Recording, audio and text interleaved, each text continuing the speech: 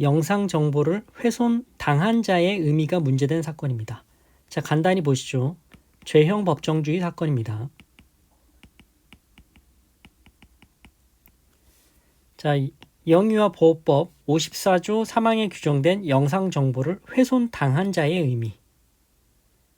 자, 쭉쭉 보시죠.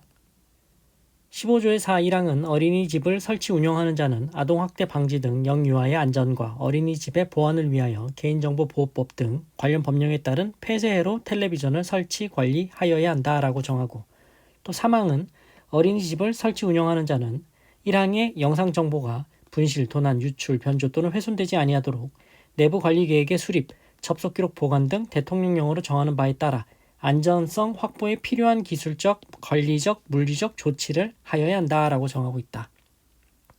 그리고 15조의 5 3항에 따른 안전성 확보에 필요한 조치를 하지 아니하여 영상 정보를 분실, 도난, 유출, 변조 또는 훼손 당한 자는 2년 이하의 징역 등에 처한다. 안전성 확보에 필요한 조치를 해야 되는데 그 조치를 하지 아니해서 영상 정보를 훼손 당한 자가 형사처벌을 받는다라고 정하고 있죠. 죄형 법정주의는 국가 형벌권의 자의적인 행사로부터 개인의 자유와 권리를 보호하기 위해 범죄와 형벌을 법률로 정할 것을 요구하므로 형벌 법규의 해석은 엄격해야 하고 문헌의 가능한 의미를 벗어나 피고인에게 불리한 방향으로 해석하는 것은 죄형 법정주의 내용인 확장 해석 금지에 따라 허용되지 않는다. 유추 해석 금지 원칙이라는 거죠.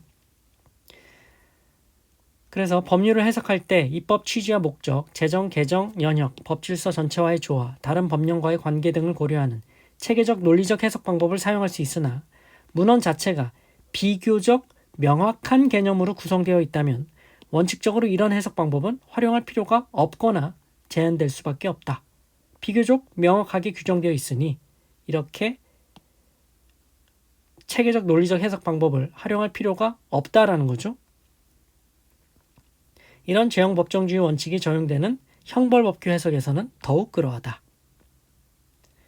여기서 처벌의 대상이 되는 자는 영상 정보를 훼손당한 자인데, 여기서 영상 정보를 훼손당한 자란 어린이집을 설치 운영하는 자로서 사망에서 정한 폐쇄해로 영상 정보에 대한 안전성 확보에 필요한 조치를 하지 않았고 그로 인해 영상 정보를 훼손당한 자를 뜻한다.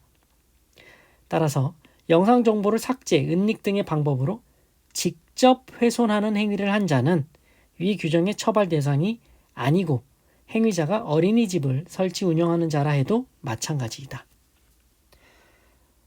어린이집을 운영하는 자가 직접 훼손한 거예요. 그러면 영상 정보를 훼손당한 자냐? 아니라는 거죠. 그렇게 불리하게 해석할 수 없다.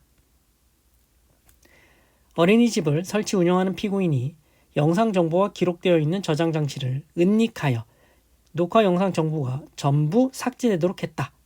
그러면 이 사람이, 이 어린이집 원장이 영상 정보를 훼손당한 자냐?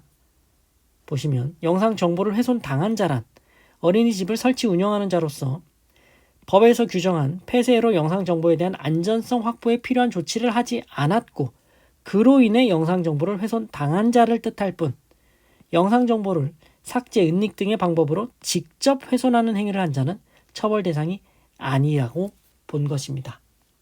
무죄다. 처벌하는 것으로 확대 해석할 수 없다라는 취지죠.